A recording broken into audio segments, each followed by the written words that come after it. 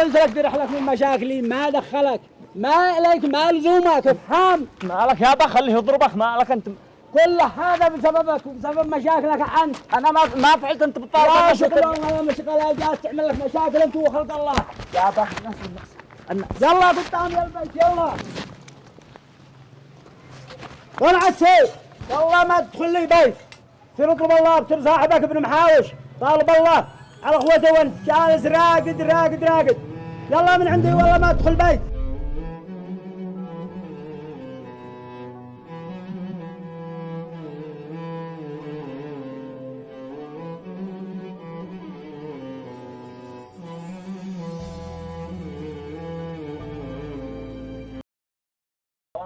يا حيابك يا اخي متي مفعل ما اسوي. لا باش متي عسل الرز سكر دقيقة امور تدور هانا فوق راسي متي. ايش الصد؟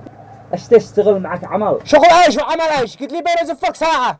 انطار اخر زبون علقت صورة الذكريات من قوة الفرحة وانت جاي تدور عمل. امانة من مقصود. والله يا اخي ان العمل راقد ما عاد بين اقدر ادخل حتى حق الصرفة. انا وقدونا قد اشتغل لقل محل حكي واخرج اطلب الله خارج. قافل كذي خلاص ما عاد اي عمل.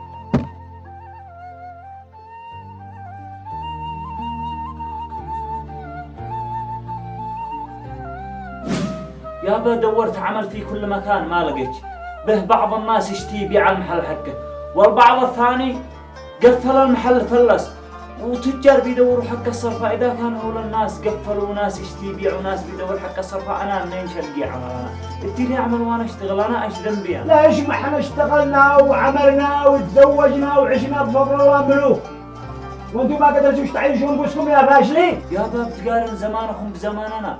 زمانكم كان كل شيء متوفر والحياة كانت غير الحياة، أما احنا جينا على حياة كلها خاربة وتقولوا عننا الفاشلين. انا قلت لك سير بصير لك عمل، ما قلت لك جدني احكم مواعظ. صرت من الدكتور ومن الخياط، وانت اسناني مفراغه. قوم خرجوا من بيتي يا فارغ ابن الفارغ. أول مرة أسمع منك كلمة صح. فارق ابن فارق. عادك فلسفة.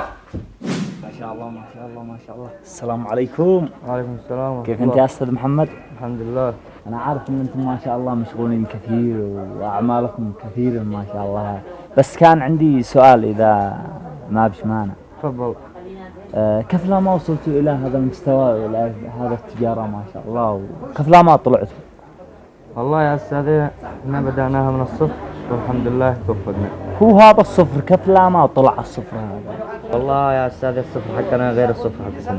الصفر حقنا بيجي من ورث، من أم أو أب أو جد أو أي مكان، ونمسك في الصفر ونستثمر فيه ونبدأ نتطور وربك بيوفق.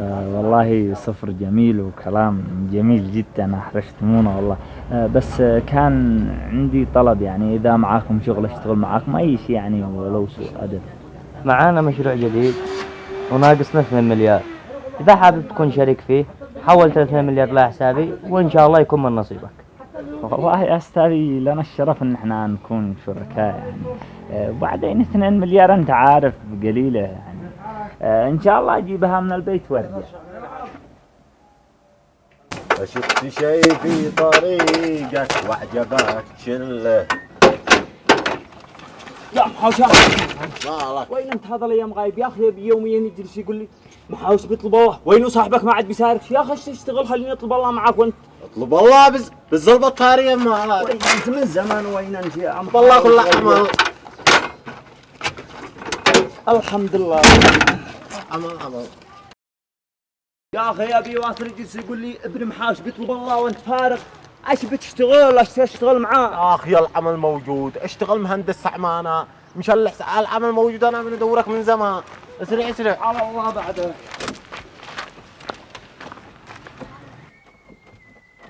السيارة هذه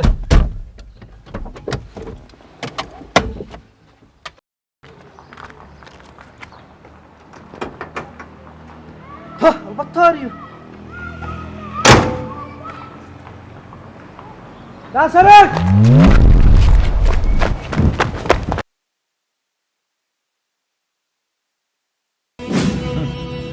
كدو هذا عمله. المشكلة هذه بس يكتدي بك. هذا عملي بيشتغلوها اغلب الناس بس بطرق مختلفة، فأنت إذا ما اشتغلتش الآن بتموت جوع يا صديقي. الله ما بيخليك شحات. ما اختلفناش، بس بصير كيف وضعك؟ كل شوي وطردك أبوك من البيت، سير اشتغل، سير افعل، ايش تسوي؟ مخ يا صديقي، وأنا بقول لك ما ينفع.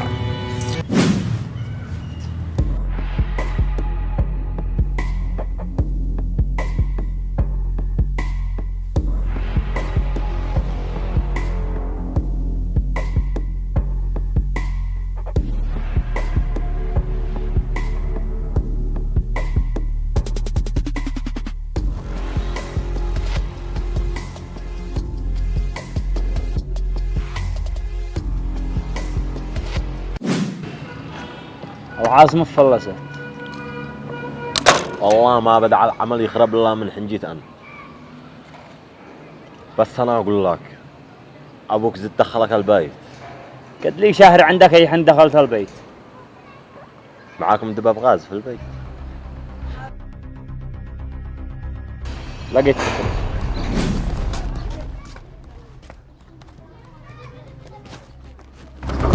انت بلغ